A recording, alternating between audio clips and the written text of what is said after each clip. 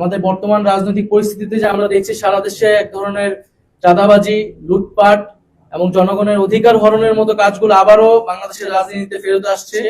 আমরা ইসলামী আন্দোলন বাংলাদেশের কার্যালয়ে এসেছি।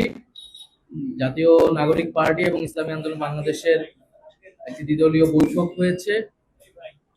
আমাদের যেই জুলাই গণঅভ্যুত্থানের আকাঙ্ক্ষা, প্রত্যাশা এবং নতুন রাজনৈতিক বন্দোবস্ত প্রতিষ্ঠার জন্য যে সংস্কারের পথে আমরা এগোচ্ছি, আমরা মনে করি সেই রাস্তায় আমাদের এখনো সেই ঐক্যের জায়গাটা ধরে রাখতে হবে।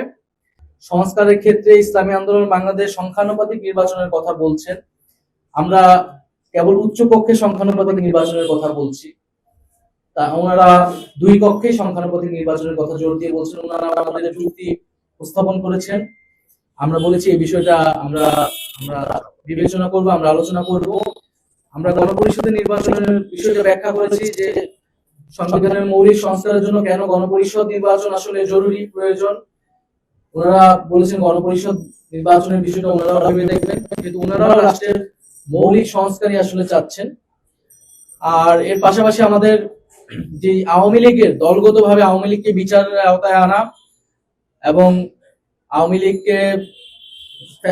লীগের যে বিচার চলাকালীন সময় আওয়ামী লীগের রাজনৈতিক কার্যক্রম নিশ্চিত করা, নিবন্ধন স্থগিত করা ইত্যাদি বিষয়ে আলোচনা করেছেন। আমরা আমাদের অবস্থান বলেছি, ওনারাও এই বিষয়ে ঐক্যমত পোষণ করেছেন। তো আমাদের এই বিষয়গুলো আজকে আলোচনা শুরু হয়েছে এবং এটা অব্যাহত থাকবে, এবং যদি প্রয়োজন হয় মাঠেও আমরা একসাথে জনগণকে ঐক্যবদ্ধ করব। এবং আমাদের বর্তমান রাজনৈতিক পরিস্থিতিতে যে আমরা দেখছি সারা দেশে এক ধরনের চাঁদাবাজি, লুটপাট এবং জনগণের অধিকার হরণের মতো কাজগুলো আবারও বাংলাদেশের রাজনীতিতে ফেরত আসছে, তার বিরুদ্ধে আমাদের দৃঢ় অবস্থান। আমরা জনগণকে সেই আস্থার জায়গা দিতে চাই যে বাংলাদেশের মানুষ একটি নতুন বাংলাদেশের জন্য, নতুন রাজনৈতিক সংস্কৃতির জন্যই কিন্তু আসলে জুলাই গণঅভ্যুত্থানের রাজপথে নেমে এসেছিল।